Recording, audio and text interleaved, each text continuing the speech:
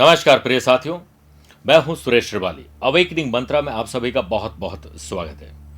एक इंसान ने गाड़ी, बंगला, दौलत, शोहरत सब कुछ पा लिया। रात को नींद नहीं आती थी, कभी गोली तो कभी शराब का सहारा लेता था ताकि वो सारे दिन के गम भुला सके और अच्छी नींद ले सके, लेकिन वो आर्टिफिशियल नींद थी। उसके बाद उसे एक गुरु की याद आती है।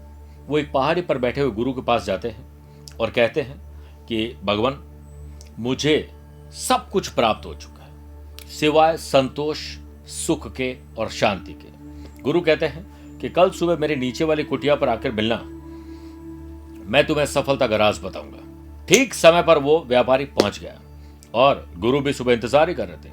गुरु ने कहा कि बेटा, पहाड़ी पर मेरा एक छोटा सा मंदिर बन रहा है, तो मैं तो बूढ़ा हो चुका हूं, लेकिन तुम तो जवान हो। इस बोरे में थोड़े पत्थर डालो और मेरे साथ लेकर ऊपर चलो। वो कहे, यस बाबा जी, ये तो मेरे लिए बहुत छोटी चीज है। पत्थर भरे और लिए और रवाना। बाबा जी बातें कर रहे थे। थोड़ी देर बाद उस व्यापारी का, उस व्यक्ति का कंधा दर्द करने लगा, हाथ दर्द करने लगे।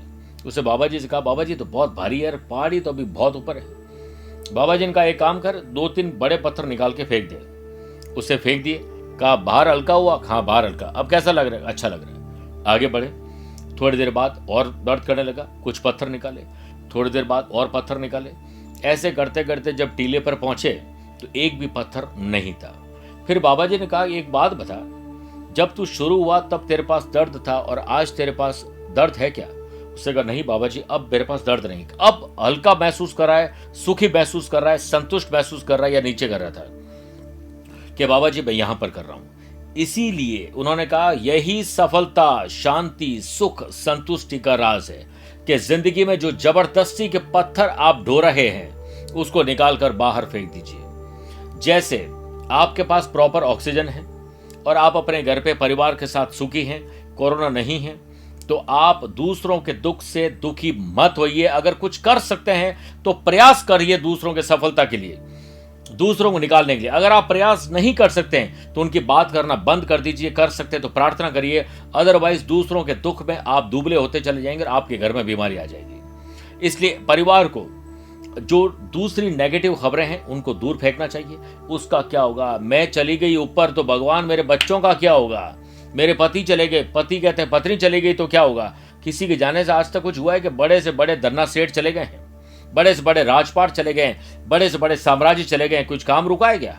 बड़े से बड़े राष्ट्रपति, प्रधानमंत्री चले गए, काम रुका है क्या?